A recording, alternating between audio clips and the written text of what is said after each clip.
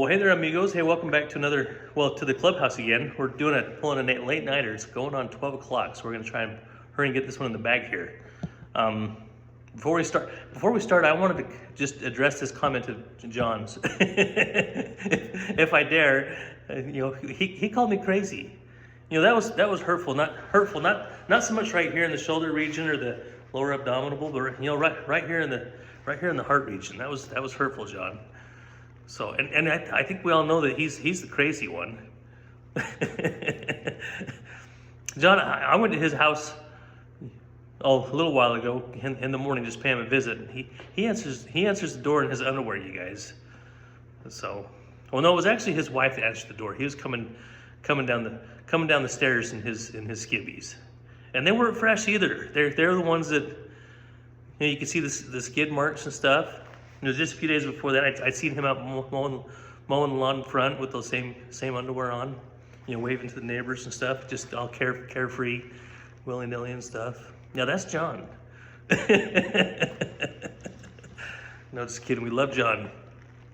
It'd be a treat if we ever got to see him in some silky pastel pink panties at some point or another, but I don't know why I can't get some of those. No, just kidding.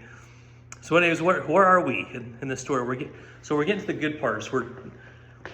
This is the part I've been excited to talk about. Hellboy. This is going to be about Hellboy's religious revival. He was one of the most amazing persons I ever met. Hellboy. Well, let me set the scene first. So yeah, it was worse. So after a week stay in Farmington, I was transported back to. Or that's what I was talking about in the last video. So a week stay in Farmington, I was transported back to Tooele Jail. When I got back, the air seemed a little tense. Somebody had started a rumor that I was like an undercover cop or something. Just because I didn't fit their profile of being a criminal. Return missionary look and raised a family and stuff. So.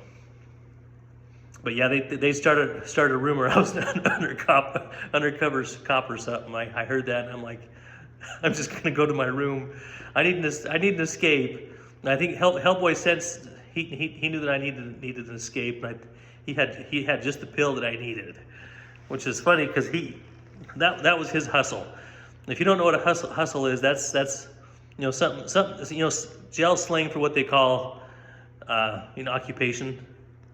Something you create or make or smuggle, or even smuggle something you create, make, or smuggle to, generate something that you can trade, kind of a monetary system for in jail and stuff, to trade or to buy commissary and stuff. But his hustle was the selling of his daily prescription, which is funny.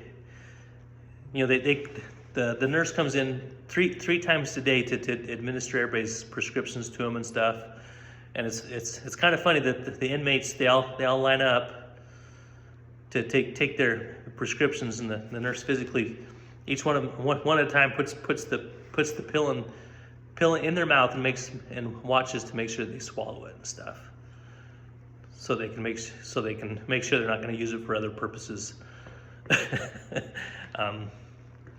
Well, Hellboy, he put the Vaseline on the roof of his mouth, and stick that pill up in that Vaseline, and then he after the nurse would inspect his mouth and see that he'd swallowed it and stuff, he'd of course retrieve it after she wasn't looking and use that to, as part of his sell it, or part of his hustle, or use it as a poker chip.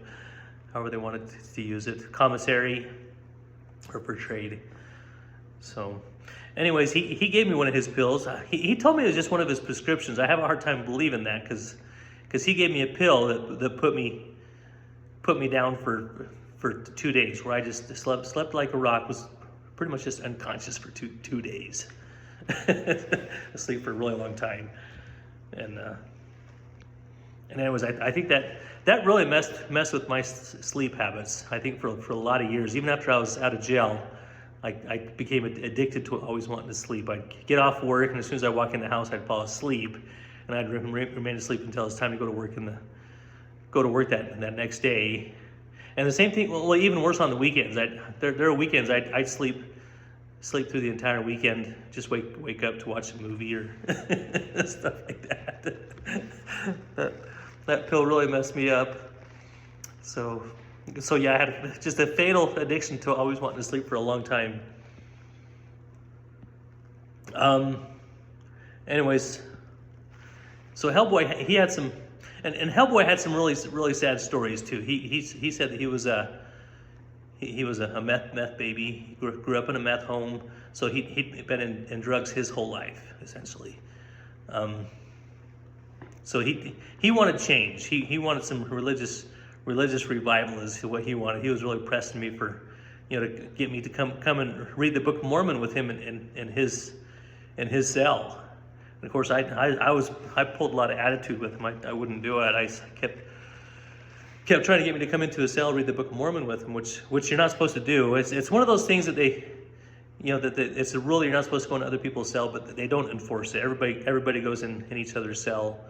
But in my case, my stroke of luck and of course, sticking out like a sore thumb, I'd be the one that would probably get in trouble for it and stuff if I did it. And so I told him, I told Hellboy, I says, hey, look, I'm looking to serve my time and skate out of here. I don't want to cause myself any trouble by getting in trouble for going, because then, they can potentially extend your jail time for, if they wanted to, nail you for it.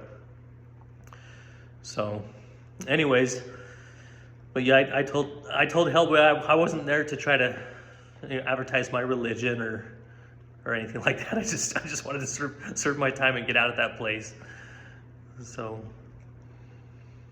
of course, he wouldn't take no for an answer. Let's see, what does it say?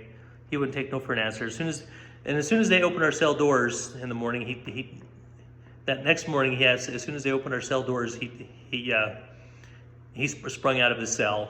He was the first one out. He ran down the stairs with his Book of Mormon, and slammed that on the galvanized table right there in front of my cell, which just echoes throughout the entire prison. We're all still sleeping, trying to wake up, and he slams that Book of Mormon on the table and says, "Crockett, get out here.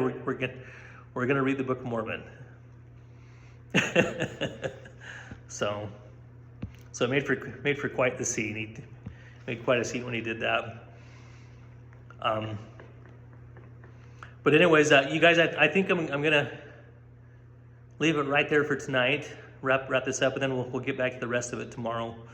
We'll talk about so some of the conversions that we had. Some of the people that from that moment forward, we started reading the Book of Mormon until I left. Well, at least a couple weeks before I left, because it was starting to get weird. But we had some incredible conversion stories, and we even got a guy to be our bishop. His last name was Bishop, so we